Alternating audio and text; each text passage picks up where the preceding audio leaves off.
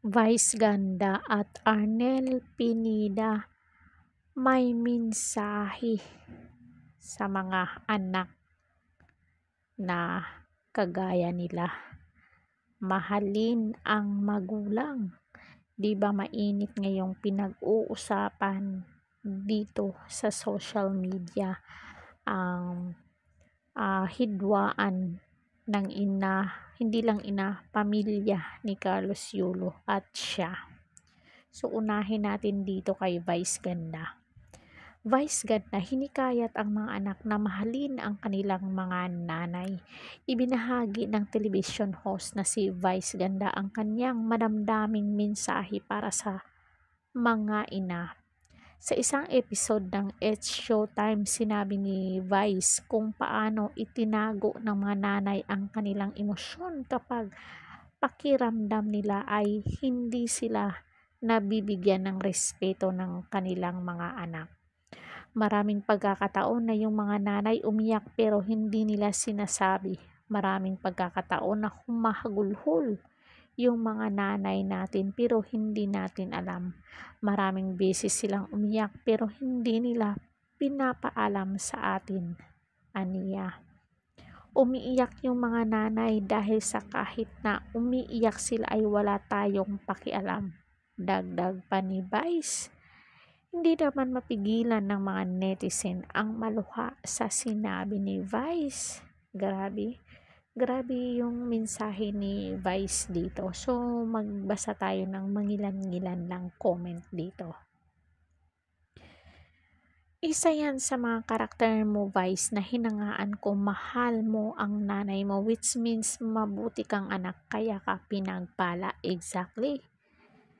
Dito ako mas humanga kay Vice sa pagmamahal sa magulang. Mas priority niya talaga ang magulang niya. Good job. Mas pagpapalain ka pa. Huwag magmataas sa pinanggalingan mo or natin dahil kung hindi sila wala tayo sa mundong ito, respeto ang kailangan ibigay sa kanila. Yes, tama po.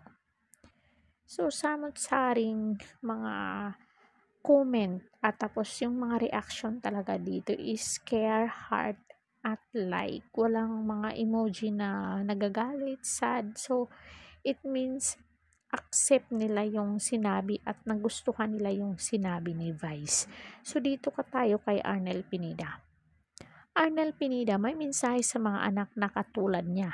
Ibinahagi ng bokalista ng international band na Journey na si Arnel Pineda ang kanyang mensahe para sa mga netizen. Sa panamayam sa kanya ni Ogie Diaz, sinabi ni Pineda na hanggat maaari ay dapat mahalin ng mga anak ang kanilang mga magulang, lalo na't hindi habang buhay ay nandyan sila. In a wink of an eye, baka bigla silang mawala kaya kailangan walang pagsisisi or walang panghihinayang na sana ginawa ko to sa nanay ko. Sabi niya, sana sinabi ko na to sa nanay ko. Sana niyakap ko yung tatay ko ng ganun na sana nagpasalamat ako sa kanila kasi mahal na mahal nila ako. Dagdag pa niya. Huwag na kayong magpasubali pa or huwag na kayong mag-delay. Right now, mahalin nyo na agad. Sila kasi talagang iisa lang sila. Dagdag pa ni Arnel Pineda. Tama po. Sa tingin nyo dito, sino yung pinaparinggan niyan dito? Di ba mainit nga ngayon ang usap-usapan nga sa pamilya ni Carlos Yulo at saka yung ina niya. Maswerte, ito yung mga comment nga isa, maswerte ka kasi hindi ka tinakwil ng magulang mo kahit na drug dependent ka dati. Yung kilala kong atleta, nagsusumikap magtagumpay sa sport pero yung magulang sinumpa pa siyang gagapang at matatalo. Iba-iba kasing istorya ng buhay ng tao. May mga batang binibenta at binubugaw ng magulang. Meron ding ginawang investment ang anak. Kaya hindi tayo dapat manghimasok sa personal na buhay ng iba yung sarili na lang natin ang sabihin natin ng mga ganyan. Sabihan natin ng mga ganyan. Ito yung against sa sinabi ni Arnel Pineda. Tama ka, idol, ang asawa madagdagan o napapalitan, pangmadalian o pangmatagalan. Very well said, sir. I agree. God has promised to those who respect and honor their parents long life and more blessing.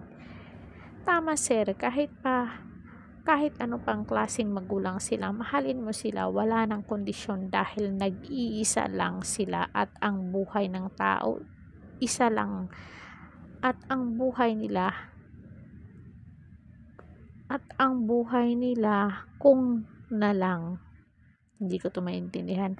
Huwag na isipin lapses at mistakes nila. Panginoon lang bahala sa kanila dahil pag binitiwan mo sila, sobrang sakit ng kirot na maramdaman mo, mawala sila. Tandaan nyo, yan, di pa nyo maramdaman kasi andyan pa sila. Pag wala sila, dyan mo maramdamang masakit pala, wala ng magulang. Napakasakit. Mapaisip mo ang sakit ng ginahawa nila sa iyo, but napakasakit pa if wala na sila na walang pagsisidlan. Tandaan nyo yan. Kasi ang magulang, di perfect. Tandaan nyo yan.